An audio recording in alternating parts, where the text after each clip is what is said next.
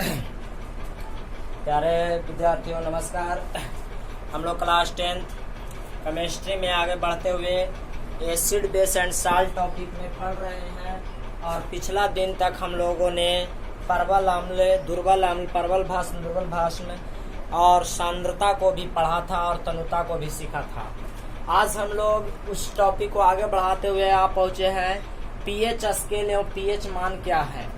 तो pH scale पहले होता क्या है, इसको समझने के लिए मैं आपसे एक बात ये गुजारिश करूंगा कि पहले आप अपने माइंड में सांद्रता को लाइए। कंसंट्रेशन, सांद्र अम्ल और तनु अम्ल।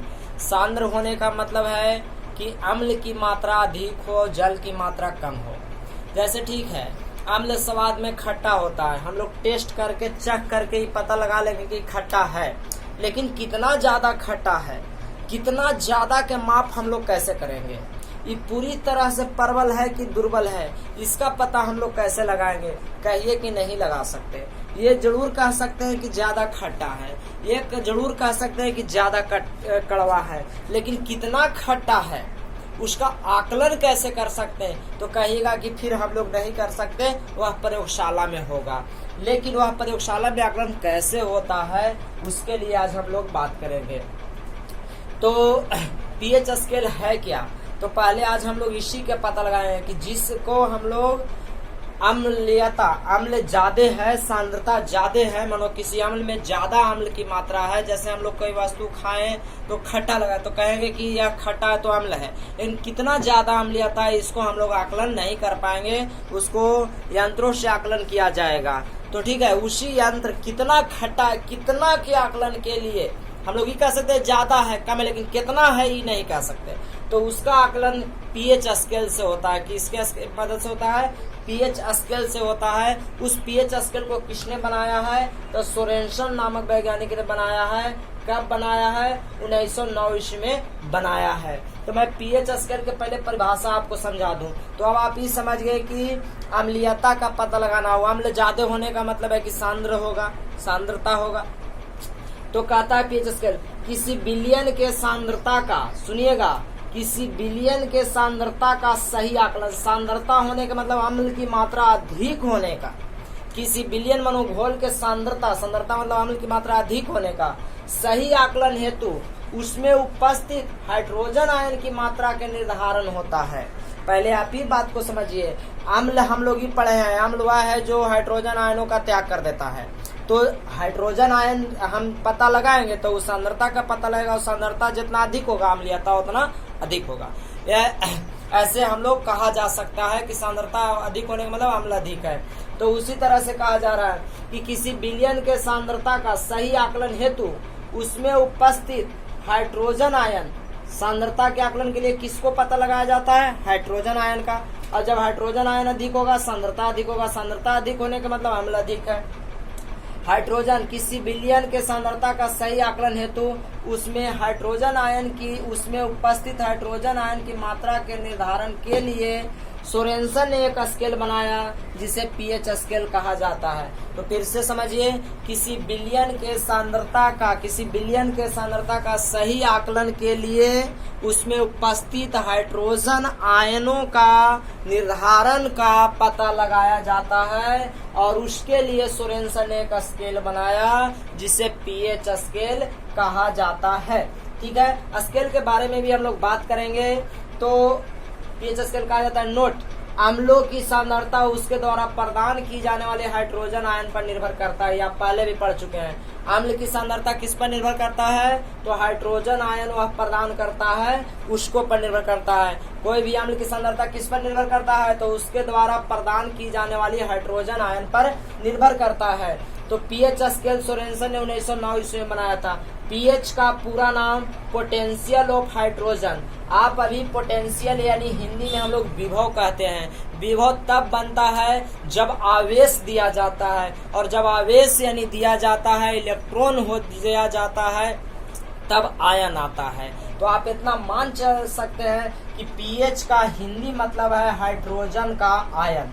आप ऐसे मतलब कह सकते हैं कि हाइड्रोजन का आयन एक मतलब है। पीएच का मतलब होता है पोटेंशियल ऑफ हाइड्रोजन, और पोटेंशियल से आयन बनता है। आप आगे जब आइएगा इलेक्ट्रिक करंट में तो जरूर सीखिएगा। आयन आप ये समझ लीजिए कि आयन कहने का मतलब है कि जब हाइड्रोजन इलेक्ट्रॉन का त्याग कर देता है तब वह आयन बना लेता है। तो पूरे पीएच का पूरा नाम भी होता है पोटेंशियल ऑफ हाइड्रोजन, या नहीं कह सकते तो आप डायरेक्ट इसको कह सकते हैं कि आयन ऑफ हाइड्रोजन। ठीक है, यानी हाइड्रोजन आयन ही पीएच का मतलब है। इसको आप पीएच को शॉर्ट में ऐसे भी लिख सकते हैं। ठीक है, तो अब हम लोग अम्लीयता पर बात करेंगे, ये पीएच स्केल पर बात करेंगे। पीएच स्केल देखिए क्या होता है।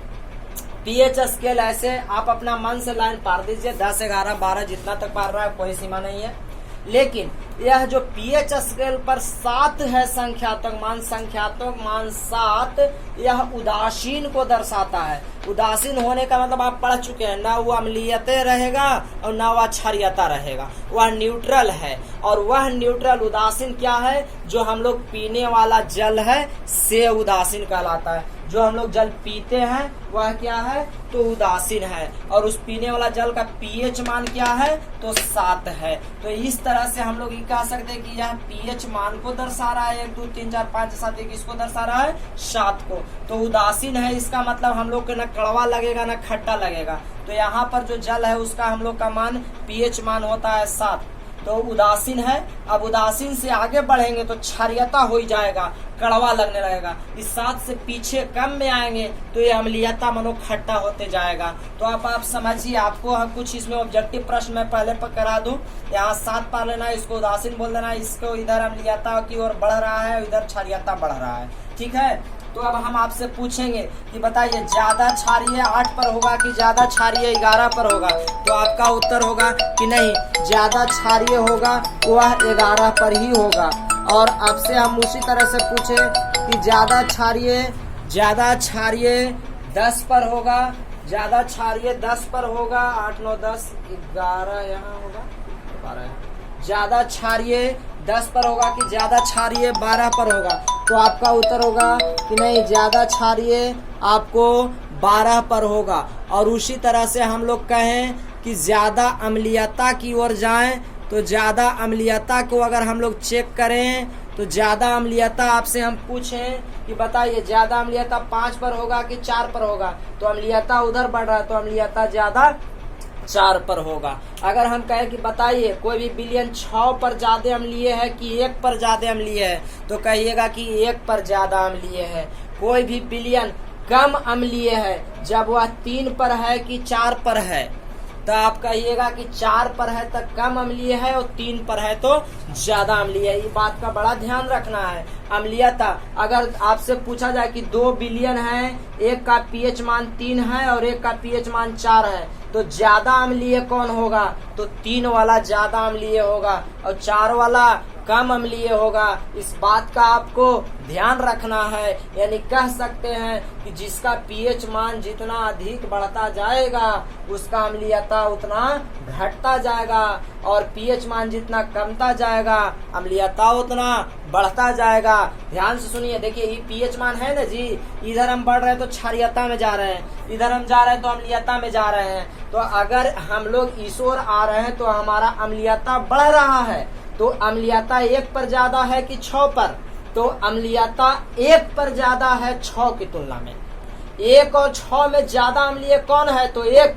कम अम्लीय कौन है, तो 6। ये बात का ध्यान रखिएगा। तो आपसे सेटर तैयार है ऑब्जेक्टिव लेकर के। 2 विलयन में एक का पीएच मान 2 और एक का पीएच मान 4 है, तो यह ज्यादा अम्लीयता विलयन कौन है, तो आपको ज्यादा अम्लीयता विलयन कौन होगा, 2 होगा, नहीं कि 4 होगा। आप ही न सोचिए कि ज्यादा है, आप लटक जाएंगे, आपको लड्डू नंबर मिल जाएगा। अगर उसी तरह से आप ध्यान से समझेंगे तो ज्यादा, यहाँ देखिए क्षारीयता में आएंगे तो 2 विलयन है जिसमें एक का पीएच मान 9 और एक का पीएच मान 10 है, तो निम्न में से किसका क्षारीयता अधिक होगा, तो क्षारीयता 10 का अधिक होगा। और इसी में कह दिया जाए कि अगर बताइए निम्न में से किसका क्षारीयता कम होगा, तो 9 का क्षारीयता कम होगा। सेटर आपसे इसमें घुमा घुमा के पूछेगा, आप घूम घूम के नहीं जाइएगा, ना तो लड्डू मिलेगा। ठीक है, तो मैं आपसे लास्ट बार एक बार क्लियर करता हूँ, आप इसको ध्यान से सुनिए। इधर हम लोग जा रहे हैं तो अम्लीयता बढ़ रहा है, मानो अम्लीयता पर जब बात करना होगा तो जो छोटका होगा उधरे बढ़ेगा, और क्षारीयता पर जब बात होगा तो जो बड़का होगा उधर बढ़ेगा। तो अम्लीयता में 2 और 5 में ज्यादा अम्लीय कौन? 2। कम अम्लीय कौन? 5। क्षारीयता में ज्यादा क्षारीय कौन? 9। कम क्षारीय कौन? 8। तब अब आप एक बार ध्यान से सुनिए, बताइए अगर हम लोग बात करें कि 12 सबसे अधिक क्षारीय है कि सबसे कम क्षारीय है, तो सबसे अधिक क्षारीय है। 1 सबसे अधिक अम्लीय है कि कम अम्लीय है? सबसे अधिक अम्लीय है। इधर जितना हम लोग जाएंगे 0 माइनस में जाएंगे वो अम्लीयता बढ़ेगा, इधर आएंगे तो क्षारीयता बढ़ेगा। अभी जरूरी नहीं कि 1 और इतना ही होगा, ये दोनों ओर बढ़ भी सकता है। अब हम लोग आते हैं पीएच मान का, और यह है पीएच मान। यह क्या है? पीएच मान। तो बताइए उदासीन जल जो हम लोग पीते हैं उसका पीएच मान कितना होता है? 7। उदासीन अम्लीय जल का पीएच मान कितना होगा? तो 7 से कम। क्षारीय जल का पीएच मान कितना होगा? 7 से अधिक। चलिए तो अभी हम लोग पीएच मान को देखेंगे, लेकिन आप माइंड में फिट रखिए कि पीएच मान होने का मतलब एक फोटो नहीं है, ये बहुत इंपॉर्टेंट है आपको समझने के लिए। 7 से कम पर जाएगा तो अम्लीयता बढ़ेगा, और 7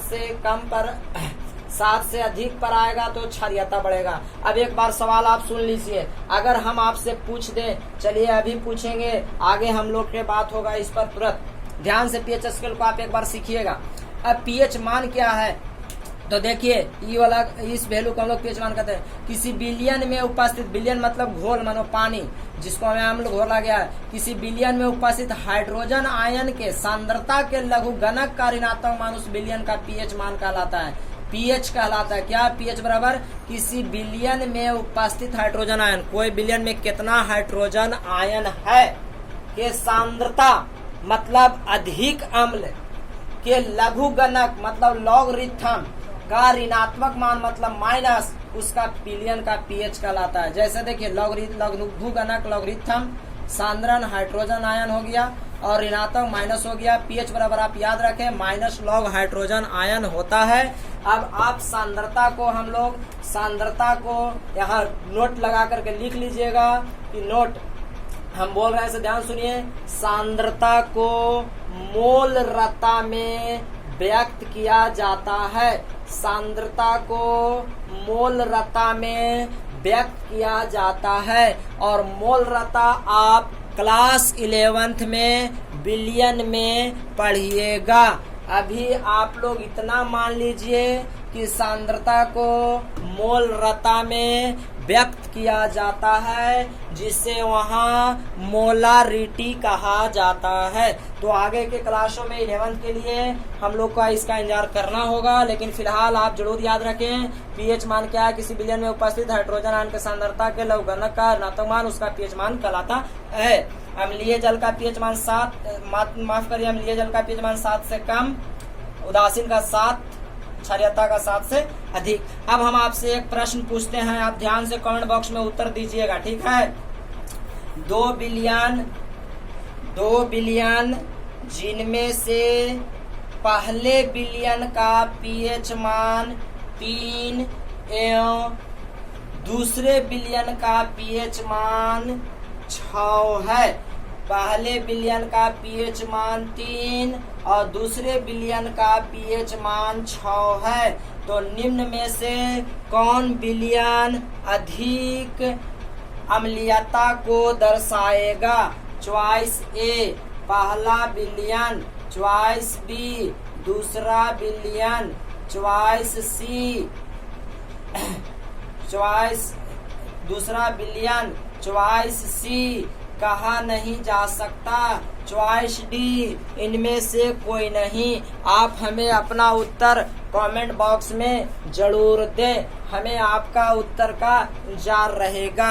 अब हम लोग पीएच मान दैनिक जीवन में पीएच का प्रभाव को समझते हैं। वीडियो अच्छा लगा हो तो प्लीज यह जरूर दबाइएगा, शेयर जरूर करिएगा, दोबारा सब्सक्राइब नहीं करिएगा, और अगर सब्सक्राइब नहीं किए हैं तो जरूर से जरूर सब्सक्राइब कर लीजिएगा।